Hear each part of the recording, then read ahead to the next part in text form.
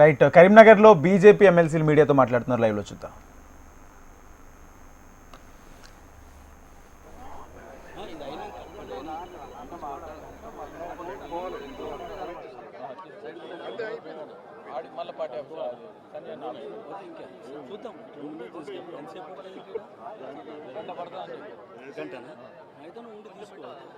తీసుకొని ఇక్కడి నుంచి చెప్తాం.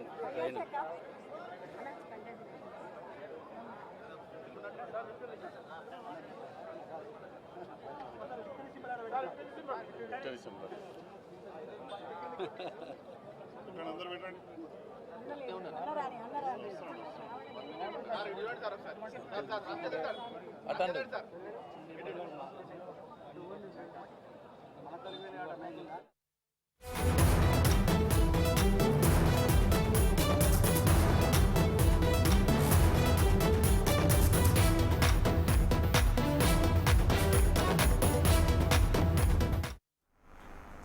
ఉత్తర తెలంగాణ గ్రాడ్యుయేట్ స్థానాన్ని సైతం బీజేపీ కైవసం చేసుకుంది. ఉమ్మడి కరీంనగర్, మెదక్, నిజామాబాద్, ఆదిలాబాద్ జిల్లాల పట్టభద్రుల ఎమ్మెల్సీ ఎన్నికల్లో బీజేపీ అభ్యర్థి అంజిరెడ్డి విజయం సాధించారు.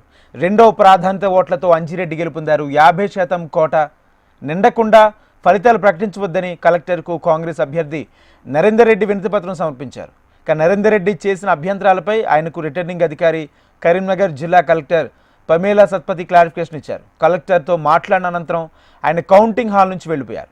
లోపలిచ్చిన ఫిర్యాదుపై స్పందించేందుకు నరేందర్ రెడ్డి ఇష్టపడకపోగా భావోద్వేగానికి గురయ్యారు.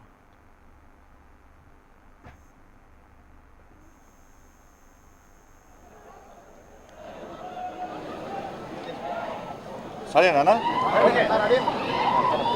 అందరికీ పాత్రికేయ మిత్రులందరూ కూడా నమస్కారాలు. సరే, మాకంటే ఎక్కువ కష్టపడేది మీరు. ఎలక్షన్ల ముందు కష్టపడ్డారు, ఎలక్షన్లు ప్రారంభమైన కష్టపడ్డారు. దాదాపు 3 days నుంచి మీరు కానీ, పోలీస్ అధికారులు కానీ, సిబ్బంది కానీ మాతో సమానంగా మాకంటే ఎక్కువ రోడ్ల మీద ఉండి నిద్రాహారాలు మాని ఎప్పటికప్పుడు సమాచారాన్ని ప్రజలకు ఇచ్చే ప్రయత్నం చేస్తున్నారు. నిజంగా మీ అందరూ కూడా భారతీయ జనతా పార్టీ తరఫున ప్రత్యేకంగా కిషన్ రెడ్డి గారు ఫోన్ చేసి అదే చెప్పారు. మీడియా మిత్రులకు, నా తరఫున ప్రత్యేకంగా మీడియా మిత్రులకు, కార్యకర్తలకు మా తరఫున ప్రత్యేకంగా ధన్యవాదాలు చెప్పి కాబట్టి మీకు చెప్తున్నాను. చాలా సంతోషం మీ అందరూ కూడా. ముందుగా కరీంనగర్, ఆదిలాబాద్, నిజామాబాద్, మెదక్ ఎమ్మెల్సీ ఎన్నికల్లో, గ్రాడ్యుయేట్స్ ఎమ్మెల్సీ ఎన్నికల్లో, టీచర్స్ ఎమ్మెల్సీ ఎన్నికల్లో 2 విజయాలను మాకు అందించినటువంటి ఓటర్ మహాశయులందరూ కూడా శిరస్సు వంచి దండాలు పెడుతున్నాం. మరి తెలంగాణ దండాలు. నిజంగా ఈరోజు గ్రాడ్యుయేట్స్ ఎమ్మెల్సీ, నిన్న టీచర్స్ ఎమ్మెల్సీ 2 ఎన్నికల్లో విజయం సాధించడం మా కార్యకర్తలకు పట్టలేని ఆనందం. ఒక రికార్డు సృష్టించడం తెలంగాణ రాష్ట్రంలో. కిషన్ రెడ్డి గారి నేతృత్వంలో ఇది 4వ విజయం. 8 ఎంపీలు, 8 ఎమ్మెల్యేలు, నిన్న టీచర్స్ ఎమ్మెల్సీ, ఈరోజు గ్రాడ్యుయేట్స్ ఎమ్మెల్సీ. మోడీ గారు ఆదేశం ఇవ్వడం, కిషన్ రెడ్డి గారు మాకు సూచనలు ఇవ్వడం, దాన్ని మేము అమలు చేయడం, ఒకరికొకరు కోఆర్డినేషన్తో అందరు కలిసికట్టుగా పనిచేయడం వల్ల ఈ 2 ఎమ్మెల్సీలో మేము భారీ విజయం సాధించినాం. ఈరోజు ప్రకటించినటువంటి గ్రాడ్యుయేట్స్ ఎమ్మెల్సీ ఎన్నికల్లో అంజిరెడ్డి గారు వారి విశ్వాసం, నమ్మకంతో ఇలా ఓటర్ మహాశయులందరూ కూడా నరేంద్ర మోడీ గారి యొక్క పాలనను గుర్తించి, నీతి నిజాయితీవంతమైన పాలన గుర్తించి, తెలంగాణ రాష్ట్రానికి కేటాయిస్తున్న అభివృద్ధి నిధులను గుర్తించి, ఇలా భారతీయ జనతా పార్టీ కార్యకర్తలకు పోరాటాన్ని గుర్తించి ఓటర్ మహాశయులందరూ కూడా అంజిరెడ్డి గారికి దాదాపు 5,000 పైగా మెజార్టీ అందించడం, 97,000 పైగా మాకు ఓటర్స్ వేయడం నిజంగా ఇది చాలా అద్భుతం, చాలా సంతోషం. మేము మొదటి నుంచి కూడా విజ్ఞప్తి చేస్తున్నాం. మేము మా కార్యకర్తలు కొట్లాడిన తీరు, మా కార్యకర్తలు లాఠీ దెబ్బలు తిన్నటువంటి విషయం, మా కార్యకర్తలు మీకోసం జైలుకు వెళ్ళిన విషయాన్ని గుర్తించి మాకు ఓట్లేయండి, మా కార్యకర్తలు ఆదరించండి, అభిమానించండి, ప్రోత్సహించండి, ఒక ఆత్మవిశ్వాసం నెలకొల్పని చెప్పి మేము కోరిన తర్వాత ఇలా ఓటర్ మహాశయులందరూ మాకు ఓటేసి గెలిపించారు. నరేంద్ర మోడీ గారు 12,70,000 ట్యాక్స్ ఎగ్జంప్షన్ ఇచ్చిన తర్వాత వాళ్ళు మాకు ఓటర్ మహాశయులు మనకు ఓటేసి గెలిపించారు. అంజిరెడ్డి గారి మీద విశ్వాసం, ఒక నమ్మకం, గతంలో ఎన్జిఓ ఆర్గనైజేషన్ పేరు మీద సమాజానికి సేవ చేయడం, అన్ని విషయాలను గుర్తించినటువంటి ఓటర్ మహాశయులు వాళ్ళ మమ్మల్ని గెలిపించారు. నేను మొన్న చెప్పినా మళ్ళీ చెప్తున్నా, ఇండియా పాకిస్తాన్ మ్యాచ్ అయింది, భారత్ గెలిచింది, విజయం సాధించినాం. కాంగ్రెస్ పార్టీ ఎన్ని కుట్రలు కుతంత్రాలు చేసినప్పుడు కూడా ప్రపంచంలో భారత్కి విజయం, ఈ దేశంలో భారతీయ జనతా పార్టీ విజయాన్ని ఎవ్వరూ ఆపలేని విషయం ఈరోజు స్పష్టమైంది. రెండు పొలిటికల్ మ్యాచ్ల మధ్య ఇలా భారత్ ఇలా విజయం సాధించింది. మా కోట్లేసి గెలిపించిన ఓటర్ మహాశయులందరూ కూడా మేము అభినందన తెలియజేస్తున్నాం. కాంగ్రెస్ పార్టీ ఓటమి వాళ్ళకు రంజాన్ గిఫ్ట్ ఇస్తున్నాం, పండుగ వేసుకోండి కాంగ్రెస్ పార్టీ వాళ్ళు. ఇలా డబ్బుల సంచులకు ధీటుగా ఓట్ల డబ్బాలు విజయం సాధించినాయి. వాళ్ళ వందల కోట్ల రూపాయలు వాళ్ళ పంచితే ఓట్లను నమ్ముకొని వాళ్ళన్నారు, పైసలు నమ్ముకొని వాళ్ళన్నారు, ఓటర్స్ నమ్ముకొని మేమున్నాం. ఓట్ల సంచులు ఓడిపోయినాయి, ఇలా నోట్ల సంచులు ఓడిపోయినాయి, ఓట్లు మాత్రం గెలిచినాయి. ఇవాళ రాహుల్ గాంధీ గారు సమాధానం చెప్పాలి. ఈవీఎంలలో స్కామ్ జరుగుతున్నది, భారతీయ జనతా పార్టీ ఇది చేస్తుంది అది చేస్తుంది అని మాట్లాడారు రాహుల్ గాంధీ గారు. ఈరోజు తెలంగాణలో జరిగినటువంటి శాసన మండలి ఎన్నికల్లో బ్యాలెట్ ద్వారా భారతీయ జనతా పార్టీ నరేంద్ర మోడీ గారి నాయకత్వంలో గెలిచినాం. బ్యాలెట్ ద్వారా గెలిచినాం. దీనికి కాంగ్రెస్ పార్టీ ఏమి సమాధానం చెప్తుందో స్పష్టం చేయాలి. బ్యాలెట్ బ్యాలెట్ బ్యాలెట్ బ్యాలెట్ ద్వారా నరేంద్ర మోడీ గారు గెలిచింది. ఇక్కడ దేశంలో ఎక్కడ ఈవీఎంల ద్వారా ఎన్నికలు జరిగినా కూడా, బ్యాలెట్ ద్వారా ఎన్నికలు జరిగినా కూడా గెలిచేది నరేంద్ర మోడీ గారి యొక్క పార్టీ, భారతీయ జనతా పార్టీ. ఇలా తప్పకుండా గెలుస్తున్న విషయం ఇలా ఒక సంకేతం ఈరోజు దీని ద్వారా నిరూపితమైంది. ఇవాళ తెలంగాణ ప్రజలకు నరేంద్ర మోడీ గారి విశ్వాసం, నమ్మకం ఉందనడానికి ఈ ఎన్నికలే నిలువెత్తు నిదర్శనం. ఓటుకు 5,000 రూపాయలు ఓటు వేసొచ్చే ముందు, వేసిన తర్వాత ఇష్టానుసారంగా డబ్బులు వంచింది కాంగ్రెస్ పార్టీ. రాష్ట్ర ముఖ్యమంత్రి గారు మొత్తం 3 మీటింగ్లో పాల్గొన్నారు, మంత్రులు అందరు తిరిగిర్రు. ఇలా భారతీయ జనతా పార్టీని ఓడగొట్టడానికి బీఆర్ఎస్ కాంగ్రెస్ రెండు ఒకటేనాయి. లోపాయికారి ఒప్పందం కుదుర్చుకొని ఇవాళ భారతీయ జనతా పార్టీని మీరు ఓడగొట్టాలి, మేము ఓడగొట్టాలి, భారతీయ జనతా పార్టీకి తెలంగాణ రాష్ట్రంలో స్థానం ఉండొద్దు అని చెప్పి రెండు పార్టీలు కుట్రలు చేసినప్పుడు కూడా వాళ్ళ కుట్రలను పటాపంచలు చేస్తూ ఒక్క పైసా వంచాలి, పైసలకు దూరం ఉన్నాం మేము. కేవలం కార్యకర్తల కష్టార్జితం 25 ప్రభారీ 50 ప్రభారీ పోలింగ్ బూత్ ఏజెంట్లు, మండలాధ్యక్షులు, గ్రామ స్థాయి నుంచి రాష్ట్ర స్థాయి వరకు కార్యకర్తలు, నాయకులు అందరూ కూడా దాదాపు 1 రోజుల పాటు 15 రోజుల పాటు ఇలా ఎట్లా తిరిగినంటే నిజంగా కార్యకర్తలు నిజంగా హ్యాట్సాఫ్ అన్నాం. వాళ్ళ కష్టం పట్టే పోలే. ఆ తల్లి అమ్మవారు గ్రహించింది, గుర్తించింది. ఆ తల్లి ఆశీర్వాదం వల్ల, మా మోడీ గారి దయ వల్ల ఈరోజు ఇంత భారీ విజయం ఇవాళ మేము సాధించినాం. ఇలా కాంగ్రెస్ పార్టీ ఎన్ని పైసలు వంచిందో మీ అందరికీ తెలుసు. పైసల ద్వారా గెలుద్దామనుకున్నారు, పైసల ద్వారా గెలిచామనుకున్నారు. కానీ మీరు పైసల ద్వారా మా ఓట్లు కొనలేరు, పైసల ద్వారా విజయం సాధించలేరని చెప్పి చెంప చెల్లుమనే విధంగా ఓటర్లు గుణపాడని చెప్పారు. భారతీయ జనతా పార్టీ విజయం చేకూర్చిపెట్టారు. వాస్తవానికి ఆ బీఎస్పీ అభ్యర్థి సెకండ్ వస్తారనుకున్నాం. ఆ బీఆర్ఎస్ పార్టీ సపోర్ట్ చేసి third wicket, BRS party support చేసి థర్డ్ వికెట్, ఇంతో సెకండ్ వస్తున్నాం. కాంగ్రెస్ పార్టీ థర్డ్ పోతా అనుకున్నాం. ఈ చర్చ జరిగింది.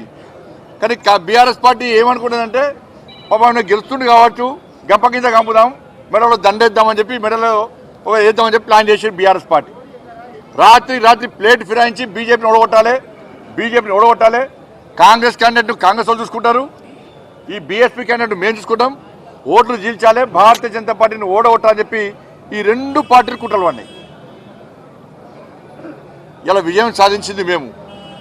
ఇలా కాంగ్రెస్ పార్టీకి కౌంట్ డౌన్ స్టార్ట్ అయింది. ఇలా మార్పు కోసం ఎదురుస్తున్న ప్రజలకు భారతీయ జనతా పార్టీ ఒక దిక్సూచిగా కనబడ్డది. ఢిల్లీ పర్యటనలో ఉన్న ఏపీ సీఎం చంద్రబాబు కేంద్ర హోంమంత్రి అమిత్ షాతో భేటీ అయ్యారు. ఇప్పుడు చంద్రబాబు మీడియాతో మాట్లాడుతున్నారు, లైవ్లో చూద్దాం. Political parties are indulging in a dispute regarding Aurangzeb. What is your side regarding Aurangzeb? What is your view? There are so many issues to discuss. Okay, thank you. So are you launching any work from home project and on the 8th of March? Are you launching anything on Women's Day for that work from home thing? Yeah, we'll work it out. When are you launching? Not only work from home, how to empower women. By, Dhakra women is my brainchild. They are so powerful. So I want to work how to empower women in all parts of life. So when will you start? You are starting with some Already started. Yeah, initiative. We'll work it out. Sir, 8th and 9th of April is our program. The balance is coming on the 8th. Home Minister on the 9th. Please come. I already requested you and Sushanta also. I will work it out. Three crucial meetings I had. One is Home Minister. Regularly I used to brief him politically what is happening. There is a regular meeting. Sometimes they are, for the last 5 years we had so many problems. By taking shelter, leaders and administration colluded. By forcibly private lands are included in 22A. If they accept to give them is the distress price, then they will delay. Welcome back. రేపు మధ్యాహ్నం 2 గంటలకు Telangana cabinet సమావేశం జరగనుంది. CM Revanth Reddy అధ్యక్షతన జరిగే ఈ cabinet సమావేశంలో BC రిజర్వేషన్లు, ఎస్సీ వర్గీకరణపై చర్చించనున్నారు. వీటిపై కేబినెట్ ఆమోదం కూడా తెలిపే అవకాశాలు ఉన్నాయి. ఈ 2 అంశాలపై బిల్లు చేసి కేంద్రానికి పంపి చట్టబద్ధత కల్పించేలా నిర్ణయం తీసుకున్నది మంత్రివర్గం. ఇవి అంశాలపై గత అసెంబ్లీ సెషన్లో చర్చ పెట్టి తీర్మానం చేశారు. ఇక వచ్చే వారం ప్రత్యేకంగా అసెంబ్లీ బడ్జెట్ సమావేశాల ఏర్పాటు, విధి విధానాలపై కూడా కేబినెట్ భేటీలో నిర్ణయం తీసుకోనున్నారు. రాష్ట్రంలో ప్రతిష్టాత్మకంగా చేపట్టబోతున్న మెట్రో విస్తరణ, రీజనల్ రింగ్ రోడ్, మూసీ పునరుజ్జీవనం, ఫ్యూచర్ సిటీపై నిధుల కోసం ప్రధాని మోడీని కూడా సీఎం రేవంత్ రెడ్డి కలిశారు. ఆ తర్వాత కేంద్ర మంత్రులను కలిశారు. ఈ నేపథ్యంలో కేంద్రం నుంచి వచ్చే సహకారం, నిధుల సమీకరణ వంటి అంశాలపై కేబినెట్ చర్చించే అవకాశం ఉందని పీఎంఓ వర్గాలు తెలిపాయి.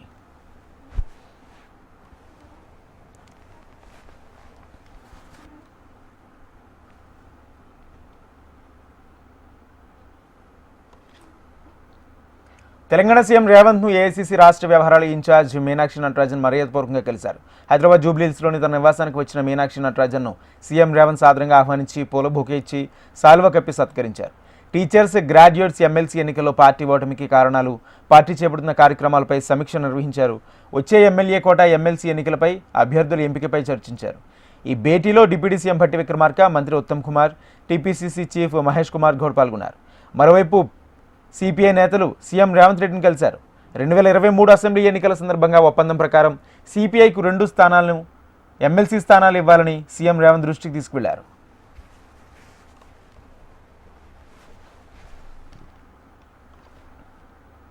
రాష్ట్రపతి భవన్లోని అమృత్ ఉద్యాన్లో ఏర్పాటు చేసిన వివిధ అమృత్ ఉత్సవ్ ప్రారంభం కార్యక్రమం రాష్ట్ర ప్రభుత్వం తరపున గవర్నర్ జిష్ణుదేవ్ వర్మ, ఉప ముఖ్యమంత్రి మల్లు భట్టి విక్రమార్క పాల్గొన్నారు. ప్రధాన కార్యక్రమానికి ముందు రాష్ట్రపతి అన్ని రాష్ట్రాల స్టాళ్లను సందర్శించారు. తెలంగాణ పెవిలియన్స్ను విచ్చేసిన రాష్ట్రపతిని గవర్నర్, డిప్యూటీ సీఎం సాదరంగా ఆహ్వానించి తెలంగాణ చేనేత కళాకారుల పనితనాన్ని, చేతివృత్తుల ప్రాముఖ్యతను స్వయంగా వారికి వివరించారు. అగ్గిపెట్టెలో పట్టే విధంగా చేతితో చీర నేసిన సిరిసిల్ల నేతకారుల పనితీరును రాష్ట్రపతి ప్రశంసించారు. నేసే విధానాన్ని అడిగి తెలుసుకున్నారు. అనంతరం ఉప ముఖ్యమంత్రి మల్లు భట్టి విక్రమార్క స్టాళ్లన్నింటినీ కలిదిరిగారు. వాటి నిర్వాహకులతో ముచ్చటించారు. ప్రధాన కార్యక్రమం అనంతరం నిర్వహించిన సాంస్కృతిక కార్యక్రమంలో భాగంగా ప్రదర్శించిన గుస్సాడి నృత్యం చూపర్లను ఆకట్టుకుంది.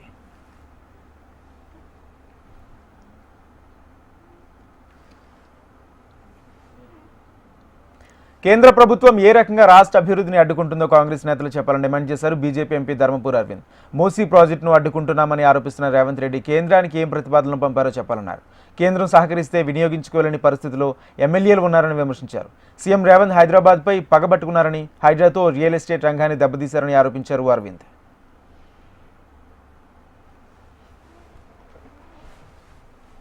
రెడ్డి గారు అడ్డం పడుతున్నారు అని ఇవన్నీ పనికిమాల రాజకీయాలు మాట్లాడుతూ ఉన్నారు కాంగ్రెస్ వాళ్ళు. మరి ఎక్కడ అడ్డుపడుతున్నాడు కిషన్ అన్న చెప్పాలి కదా. ఊకే బయట నరకుడు వేరు, మాట్లాడు.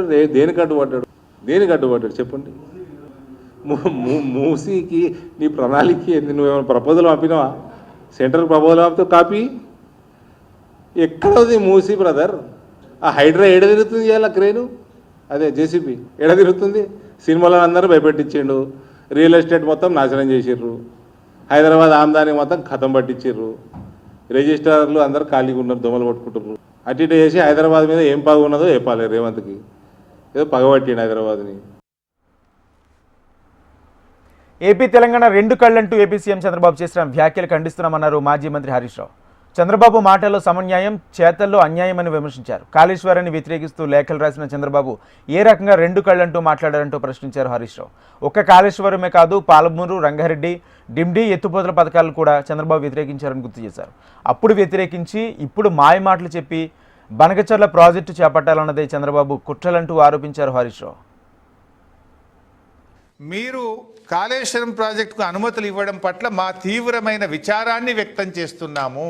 కాళేశ్వరం ప్రాజెక్టు ఇచ్చినటువంటి అన్ని అనుమతులను వెంటనే నిలిపివేయాలని, ఈ అనుమతులను నిలిపివేసి తెలంగాణ ప్రభుత్వాన్ని ఆదేశించి కాళేశ్వరం ప్రాజెక్టు పనులు ఆపివేయాలి అని చెప్పి ఇది ఆంధ్రప్రదేశ్ ప్రభుత్వం చంద్రబాబు నాయుడు గారు ముఖ్యమంత్రిగా ఉన్నప్పుడు కాళేశ్వరం ప్రాజెక్టు మీద రాసినటువంటి లేఖ. అంటే మీరేమో ఏ అనుమతులు లేకుండా గోదావరి బంకచెర్ల ప్రాజెక్టు కట్టుకుంటాం, సముద్రంలో కలిసి నీళ్ళు తీసుకుపోతాం, దానికి తెలంగాణ ఒప్పుకోవాల్సిన అవసరమే లేదు, తెలంగాణకు అభ్యంతరం ఉండొద్దని మీరు మాట్లాడొచ్చు. కానీ అదే తెలంగాణ ప్రభుత్వం రాష్ట్ర విభజన కంటే ముందు ప్రారంభమైన పాలమూరు ఎత్తిపోతల పథకం, రాష్ట్ర విభజన కంటే ముందే మంజూరైన దిండి ఎత్తిపోతల పథకం, రాష్ట్ర విభజన కంటే ముందే ప్రారంభమైన నాటి ప్రాణహిత చేవెళ్ళ నేటి కాళేశ్వరం ప్రాజెక్టును మీరు వ్యతిరేకిస్తారు. పాత ప్రాజెక్టులను వ్యతిరేకిస్తారు. పాత ప్రాజెక్టులకు అపెక్స్ కమిటీ అనుమతి కావాలి, కేంద్ర అనుమతి కావాలి, ఆంధ్రప్రదేశ్ ఒప్పుకోవాలంటారు.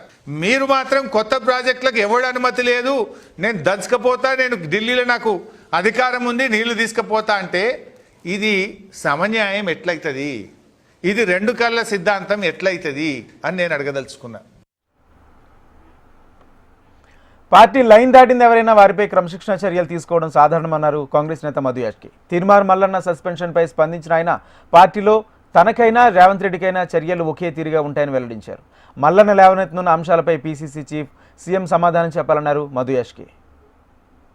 వారు ఏ కమిషన్ చైర్మన్లు ఉండొచ్చు, అగ్ర నాయకులు ఉండొచ్చు, మాజీ మంత్రులైనా ఉన్నా సరే, సామాన్య కార్యకర్తలైనా సరే, క్రమశిక్షణ రూల్స్ అనేటివి అందరికీ సమానంగా వర్తించాలి. క్రమశిక్షణ యొక్క పార్టీ ఇంట్రెస్ట్ వ్యతిరేకంగా పనిచేస్తున్నప్పుడు ఎంతటి ఎవరన్నా సరే, అది తీర్మార్ మల్లన్నే కావచ్చు, చిన్నారెడ్డే కావచ్చు, ఇంకెవరన్నా కావచ్చు, మా జీహెచ్ఏ కావచ్చు, ఇంకెవరన్నా సరే, నేనన్నా కావచ్చు, ఇంకెవరన్నా కావచ్చు. సో పార్టీ ప్లాట్ఫామ్గా మాట్లాడకుండా వేరే దగ్గర మాట్లాడినప్పుడు ఏం చర్యలు ఉండాలనేది క్రమశిక్షణ సంఘం అనేది ఉంటుంది. దానికి ఒక పార్టీ అధినాయకత్వం నిర్మాణం ఉన్నది, రాష్ట్రంలో ఉంటుంది, కేంద్రం. ప్రత్యక్ష రాజకీయాల్లోనూ తాను లేనని మాజీ మంత్రి జానారెడ్డి స్పష్టం చేశారు. సలహాలు అడిగితే ఇస్తారని వెల్లడించారు. పరిపాలన చేసేవారు అడిగిన సలహాలు, సూచనలు ఇస్తారని తెలిపారు. తనను విమర్శిస్తే పార్టీ నాయకులు ఖండించడం లేదని, అలాని సమర్థించడం లేదన్నారు. తీర్మార్ మల్లన్న మీడియా సమావేశం పెట్టడం తనకు సంబంధం లేని విషయమన్నారు. కులగణన అంశంలో తన పాత్ర లేదన్నారు మంత్రి జానారెడ్డి. తనను ఎవరు తిట్టినా పట్టించుకొని యేసుక్రీస్తు చెప్పిన వ్యాఖ్యలను కోట్ చేశారు జానారెడ్డి. ఖండించకుండా పోతే సమర్థించాలి కదా, అది ఏందో అడిగి తెలుసుకోండి. వాళ్ళని ఎవరు ఏమనుకున్నా కూడా ప్రజలు అర్థం చేసుకుంటారు, లేదా పాత్రదారులు ఎవరో వాళ్ళు తెలియజేస్తారు. దాని అవసరమే లేదు, నాకు పాత్ర లేదు కాబట్టి. మొన్ననే ఏం చెప్పినారు, నిన్న మీ దగ్గర నుంచి కొన్ని ప్రాబ్లమ్స్ వస్తాయి కదా. జీసస్ క్రీస్తు ఏం చెప్పినట్టు, నీది తప్పు అయితే సమాజాన్ని క్షమించమని కోరు, నీది తప్పు కాకపోతే ఎవరైనా నీ కొరకు ఎవరైనా తప్పు చేసినా లేకపోతే వ్యతిరేకించినా క్షమించు అనేటువంటి ఆ గుణం కలిగిన వాడే ఈ సమాజానికి న్యాయం చేస్తాడు. అటువంటి ఆలోచన, విశాల దృక్పథం కలిగి ఉండి నేను ఎవరిని నేను ఖండించేది లేదు, దండించేది లేదు, లేకుండా అనేది లేదు. ఉన్నటువంటి అనుమానాలను, అపోహలను, అర్థాలను బట్టి ఏదన్నా అనుకుంటే నేను దాంట్లో పార్ట్ కాదు, నేను పార్టిసిపేట్. రెండు, నన్ను ఎవరన్నా తిట్టినా కూడా నేను పట్టించుకోను. ఏపీలో ప్రతిపక్ష హోదాపై డైలాగ్ వార్ కొనసాగుతుంది. మాజీ సీఎం జగన్ తమకు ప్రతిపక్షం ఎందుకు ఇవ్వలేదంటూ చేసిన వ్యాఖ్యలతో ఈసారి రగడ మరోసారి చర్చనీయాంశంగా మారింది. 10% సీట్లు ఉండాలని ఎక్కడా రూల్ లేదంటూ వైసీపీ వాదిస్తుండగా, గతంలో 5 మంది ఎమ్మెల్యేలను లాగితే పరిస్థితి ఏంటంటూ జగన్ చేసిన వ్యాఖ్యలు గుర్తు చేస్తున్నారు టీడీపీ నేతలు. వైసీపీకి ప్రతిపక్ష హోదా ఇవ్వొద్దని ప్రభుత్వం కాదు ప్రజలే నిర్ణయించారంటూ కౌంటర్ అటాక్ చేశారు లోకేష్. చంద్రబాబు నాయుడు అనే వ్యక్తిని మేము ప్రతిపక్ష హోదా ఇచ్చినాం. ఎక్కడా రూలింగ్ లేదు, ఎక్కడా దెర్ ఇస్ నో రూల్. నీకు ఇంతమంది శాసనసభ్యులు నీకు ఉండాలి, ఉంటేనే నీకు ప్రతిపక్ష హోదా ఉంటుంది అని ఎక్కడా రూలింగ్ లేదు. ఇన్ఫాక్ట్ ఢిల్లీ అసెంబ్లీలో బీజేపీకి 3 అసెంబ్లీ స్థానాలు గతంలో బీజేపీకి ప్రతిపక్ష హోదా ఇచ్చింది. మేము కూడా 5 మంది శాసనసభ్యులు తెలుగుదేశం పార్టీ నుంచి పక్కన కూర్చుంటామన్నారు. మా వాళ్ళు అయితే ఇంకా లాగేసినామనంటే ఇంకా 10 మంది లాగుతామన్నారు. వద్దు, లాగాకండి నేనే చెప్పాను. కానీ ప్రతిపక్ష హోదా నేనే ఇచ్చి అసెంబ్లీలో ఉన్న పార్టీలు ఏవి? అధికార పార్టీలు, ప్రతిపక్ష పార్టీ మాదొక్కటే ఉంది. వేరే పార్టీలు ఎక్కడున్నాయి చెప్పండి? ఉన్నాయా ఎవరన్నా? మన ప్రతిపక్ష పార్టీ అనేది ఎవరికి ఇస్తారు? చంద్రబాబు నాయుడు గారికి 23 మంది శాసనసభ్యులు ఉన్నారు. దీన్ని కానీ లాగేస్తే ఆయనకి 18 మంది కూడా ఉండరేమో, అప్పుడు ఆయన ప్రతిపక్ష నాయకుడు స్టేటస్ కూడా ఉండదని చెప్పి ఇదే జగన్మోహన్ రెడ్డి గారు ఈ హౌస్లో మాట్లాడిన సంగతి మీ అందరికి తెలుసు. మరి తెలియదనే మాట అది వాస్తవం కాదని చెప్పి అని అందరికి అర్థమవుతుంది. ప్రతిపక్ష నాయకుడిగా గుర్తింపు పొందాలంటే సభలో కనీసం 10% సంఖ్యాబలం ఉండాలన్నది నిబంధన గురించి ఆయనకి స్పష్టంగా తెలుసునని సభాముఖంగా ఆయన చెప్పిన ప్రసంగం రుజువు చేస్తుంది. ఇలా కోరి మతిమరుపు తెచ్చుకోవడం మాజీ ముఖ్యమంత్రిగా, మాజీ ప్రతిపక్ష నాయకుడిగా ఆయన హోదాకు తగిన కాదని నా అభిప్రాయం. ఎన్నికల ముందల వై నాట్ 175 అని పదే చెప్పిన వ్యక్తి ప్రజలు 11 స్థానాలు ఇచ్చారు. ప్రజలే మీకు ప్రతిపక్ష హోదా ఇవ్వకూడదని నిర్ణయించుకున్నారు. నోరుంది కనుక ఇప్పుడు కూడా నేను అనుకుందే రైటు, అధికారంలో ఉన్న వాళ్ళు నేను కించపరిచే విధంగా మాడతాను, ఎగతాళి చేస్తా ఉంటాం. నిజంగానే చాలా బాధాకరం. చట్టాన్ని ఉల్లంఘించి ప్రతిపక్ష హోదా ఇవ్వమంటారు ఆయనకి? ఇప్పుడు జగన్మోహన్ రెడ్డి గారికి చట్టాన్ని ఉల్లంఘిస్తాం బాగా అలవాటు స్వామి, అందుకే అన్ని కేసులు ఉన్నాయి ఆయన పైన. ఇప్పుడు రూల్స్ ఏం చెప్తుంది? పార్లమెంట్ కానివ్వండి, అసెంబ్లీ రూల్ బుక్ చాలా స్పష్టంగా 10% ఉండాలి అని చెప్తుంది. మళ్ళీ ఆయనే గతంలో చెప్పాడు కదా, గౌరవ ముఖ్యమంత్రి గారిని చూస్తూ ఆ గతంలో ఆయనే చెప్పాడు కదా, ఒక 4-5 ఎమ్మెల్యేని లాగేస్తే ప్రతిపక్ష హోదా కూడా మీకు ఉండదు అని చెప్పాడు కదా. రో 11లో కరెక్ట్గా 11 మంది కూర్చోవచ్చు, రమ్మని చెప్పండి, చర్చిద్దాం. బడ్జెట్ గారడేలతో కూటమి ప్రభుత్వం ప్రజలు మోసం చేస్తుందన్నారు ఏపీ మాజీ సీఎం వైఎస్ జగన్. సూపర్ 6 పథకాలంటూ అధికారంలోకి వచ్చిన కూటమి పథకాలను తగిన బడ్జెట్ కేటాయింపులు మాత్రం చేయడం లేదని విమర్శించారు. అరాకొరా కేటాయింపులతో అన్ని వర్గాలను ప్రభుత్వం మోసం చేస్తుందని ఆరోపించారు. బాబు షూరిటీ భవిష్యత్తుకు గ్యారంటీ కాదు, మోసానికి గ్యారంటీ అంటూ సెటైర్లు వేశారు జగన్. అసలు మొత్తంగా సూపర్ 6లు సూపర్ 7లకు అసలు ఎంత అవుతుంది? ఈ సూపర్ 6లు సూపర్ 7లే లెక్కేసుకుందాం, పెద్ద అన్ని లెక్కేద్దాం, చిన్న కాస్త పక్కన పెట్టినా కూడా అని అనుకుంటే కూడా కావాల్సింది 79,867 కోట్ల రూపాయలు. పోనీ ఈ సంవత్సరం బడ్జెట్లో 79,867 కోట్లకు గాను ఈ పెద్ద మనిషి ఎంత కేటాయింపులు చేశాడు అని అంటే, కేటాయింపులే కేవలం 17,179 కోట్లు మాత్రమే కేటాయింపులు చేశాడు. అంటే ఇది కూడా ఎలాగో మోసం చేయడమే కదా అనే పద్ధతిలో జరుగుతూ ఉంది. వైసీపీ అధినేత జగన్ పవన్ కళ్యాణ్పై చేసిన వ్యాఖ్యలపై అభ్యంతరం తెలిపారు మంత్రి నాదెండ్ల మనోహర్. జగన్ కోడికత్తికి ఎక్కువ, గొడ్డలి పోటుకు తక్కువ అంటూ తాము కూడా అనగలమంటూ కౌంటర్ ఇచ్చారు. అధికారంలో ఉన్నా లేకపోయినా పవన్ ప్రజల కోసం పనిచేసే నేత నాదెండ్ల జగన్కు కూటమి ప్రభుత్వంపై మాట్లాడే అర్హత లేదన్నారు. ప్రజాస్వామ్యంలో ఏ రూల్స్ పాటించిన జగన్మోహన్ రెడ్డి క్రిమినల్ మైండ్ రాజకీయాలు చేస్తారంటూ ఆరోపించారు నాదెండ్ల. తమ అధినేతపై నోటుకొచ్చింది మాట్లాడితే సహించబోమని హెచ్చరించారు. ఒక ఆర్థిక విధ్వంసం సృష్టించిన మనిషి, స్వలాభం కోసం, సొంత ఆస్తుల కోసం గతంలో వాళ్ళ తండ్రి గారు ఉన్నప్పుడు కూడా అదే విధంగా ఉపయోగించుకుని తన 5 సంవత్సరాల పరిపాలన కూడా అదే విధంగా చేశారు. కష్టపడి అహర్నిశలు కృషి చేసి రాష్ట్ర ప్రభుత్వం పైన ఒక నమ్మకంతో రైతులు ధాన్యం మీకు అమ్మితే 1674 కోట్ల రూపాయలు మీరు బాకీలు పెట్టి వదిలి వెళ్ళిపోయారు. ఇది మోసం కాదా? మడం తిప్పనన్న వ్యక్తి ఇది వాస్తవం కాదా? వర్క్ ఫ్రం హోమ్ ముఖ్యమంత్రిగా ఈ రోజున వర్క్ ఫ్రం బెంగళూరు శాసనసభ్యుడిగా తయారయ్యాడు. శాసనసభకు వచ్చి మీరు మాట్లాడాలి కదా ప్రజల సమస్యల పైన. కేవలం ఇట్లా ప్రెస్ మీట్లు పెట్టి మీ క్రిమినల్ మైండ్ అంటే నేను అనేది ఈ రోజున పవన్ కళ్యాణ్ గారిని ప్రత్యేకంగా టార్గెట్ చేయాల్సిన అవసరం దేనికోసం వచ్చిందంటే తన రాజకీయ ప్రస్థానంలో ఈ విధంగా ఆయన ముందుకెళ్తూ ఉంటాడు. ఒక క్రిమినల్ మైండ్. మేము కూడా అనొచ్చు కదా, నువ్వు కోడి కత్తికి ఎక్కువ, గొడ్డలికి తక్కువ అని. కూటమి ప్రభుత్వం ఆడబిడ్డలను మోసం చేస్తుందన్నారు వైసీపీ ఎమ్మెల్సీ వరదు కళ్యాణ్. ఆడబిడ్డ నిధిపై హామీలు ఇచ్చి 2 బడ్జెట్లలోనూ నిధులు కేటాయింపు జరపలేదని విమర్శించారు. దీనిపై మండలిలో వాయిదా తీర్మానం ఇచ్చినా తిరస్కరించారని మండిపడ్డారు.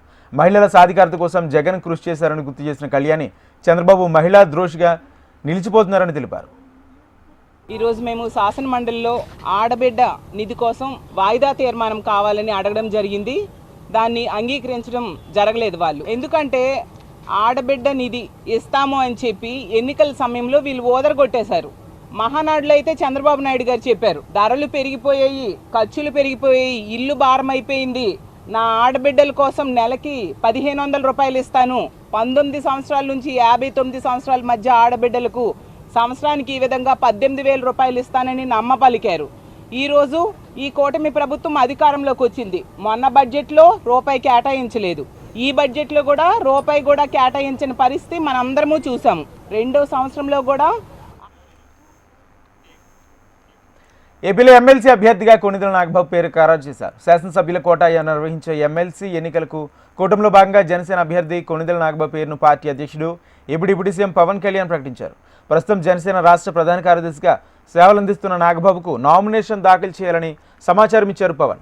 ఇటీవలే నాగబాబును మంత్రివర్గంలోకి తీసుకునేందుకు సీఎం చంద్రబాబు నిర్ణయం తీసుకోగా ఎమ్మెల్సీగా ఆయన అభ్యర్థిత్వాన్ని ఖరారు చేయడంపై పవన్ చంద్రబాబుతో చర్చించారు. ఆ తర్వాత రాజ్యసభకు పంపాలని కూడా ఆలోచన చేశారు. అయితే ఆ స్థానాన్ని బీజేపీకి కేటాయించడంతో నాగబాబును ఎమ్మెల్సీ అభ్యర్థిగా ప్రకటించారు. కాంగ్రెస్ నేత రాహుల్ గాంధీకి ఉత్తరప్రదేశ్లోని న్యాయస్థానం 200 జరిమానా విధించింది. పదే విచారణకు గైహాజరవుతున్న నేపథ్యంలో ఈ నిర్ణయం తీసుకుంది. ఏప్రిల్ 14న తదుపరి విచారణకు హాజరు కాకుంటే తీవ్ర చర్యలుంటాయని రాహుల్ గాంధీని హెచ్చరించింది కోర్టు. మహారాష్ట్రలో మీడియా సమావేశంలో రాహుల్ గాంధీ వీర్ సవర్కర్ బ్రిటిష్ సేవకుడని, వారి నుంచి పెన్షన్ కూడా తీసుకున్నారని పేర్కొన్నారు. ఈ వ్యాఖ్యలు స్వతంత్ర సమరయోధుడైన వీర్ సవర్కర్ను కించపరిచే విధంగా ఉన్నాయని ఆరోపిస్తూ నృపేంద్ర పాండే అనే వ్యక్తి యూపీ కోర్టులో పిటిషన్ దాఖలు చేశారు. సమాజంలో విద్వేషాలు రెచ్చగొట్టేందుకు రాహుల్ వ్యాఖ్యలు ఉన్నాయని అందులో పేర్కొన్నారు. ఈ పిటిషన్కు సంబంధించి తాజాగా మరోసారి విచారణ జరిగింది. రాహుల్ గాంధీ తరపు న్యాయవాది పంచు అగర్వాల్ హాజరై ప్రస్తుతం లోక్సభలో ప్రతిపక్ష నేతగా ఉన్న రాహుల్ గాంధీ బిజీగా ఉన్నారని, వ్యక్తిగత హాజరుకు మినహాయింపు ఇవ్వాలని కోరారు. అయితే పదే విచారణకు గైహాజరవుతున్న నేపథ్యంలో ఆయనకు 200 రూపాయల జరిమానా విధించిన అప్పర్ చీఫ్ జ్యుడిషియల్ మెజిస్ట్రేట్ న్యాయస్థానం తదుపరి విచారణకు రాహుల్ తప్పకుండా హాజరు కావాలని ఆదేశించారు. లేని పక్షంలో నాన్ బెయిలబుల్ అరెస్టు వారెంట్ జారీ చేస్తామని హెచ్చరించింది.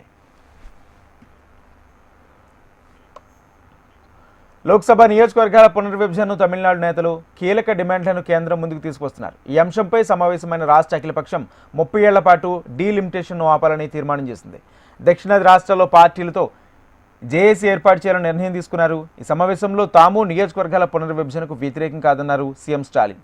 అయితే 1971 జనాభా లెక్కల ఆధారంగా విభజన ప్రక్రియ చేపట్టాలని ప్రధాని మోడీని అభ్యర్థించారు. ప్రస్తుతం జనాభా ప్రకారం పార్లమెంట్లో తమిళనాడుకు సీట్లు తగ్గుతాయని ఆందోళన వ్యక్తం చేశారు.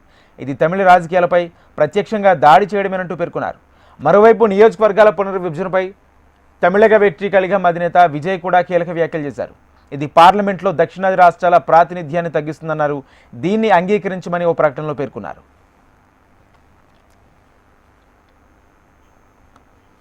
చైనా దిగుమతులపై 20% సుంకాలు విధిస్తూ అమెరికా అధ్యక్షుడు డొనాల్డ్ ట్రంప్ తీసుకున్న చర్యలపై చైనా తీవ్రంగా స్పందించింది. అమెరికా మొదలుపెట్టిన వాణిజ్య యుద్ధంలో చివరి వరకు పోరాడడానికి తాము సిద్ధమైనట్టు పేర్కొంది.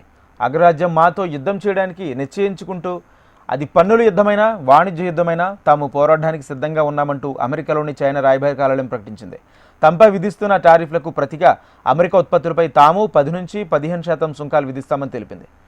ఫెంటనిల్ డ్రగ్స్ అక్రమ రవాణాను అడ్డుకోవడంలో బీజింగ్ విఫలమవడం వల్లే టారిఫ్లను రెట్టింపు చేస్తున్నట్లు ట్రంప్ పేర్కొనగా, మాదక ద్రవ్యాల అక్రమ రవాణాను అడ్డుకోవడానికి తాము చేస్తున్న ప్రయత్నాలను గుర్తించకుండా యుఎస్ నిందిస్తుందంటూ చైనా మండిపడింది. సుంకాల పేరుతో ఒత్తిడి చేసి బ్లాక్మెయిల్ చేయడానికి ప్రయత్నిస్తుందని అమెరికాలోని చైనా రాయబారి మండిపడ్డారు.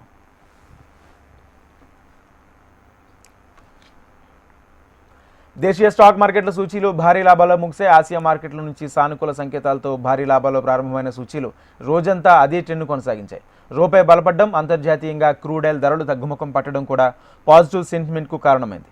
దీంతో వరుస నష్టాలకు బ్రేక్ పడింది. ఒక దశలో సెన్సెక్స్ 900 పాయింట్ల మేర లాభపడగా నిఫ్టీ సైతం 22,400 మార్కుకు చేరువైంది. చివరికి 22,350కు చేరువలో ముగిసింది. మిడ్ క్యాప్, స్మాల్ క్యాప్ సూచీలు కూడా 2% మేర రాణించాయి. ఇక సెన్సెక్స్ 740.30 పాయింట్ల లాభంతో 73,730.23 వద్ద ముగిసింది. నిఫ్టీ 255.80 పాయింట్ల లాభంతో 22,338.45 వద్ద స్థిరపడింది. డాలర్తో రూపాయి మార్కు విలువ 23 పైసల మేర బలపడి 86.96 వద్ద ముగిసింది.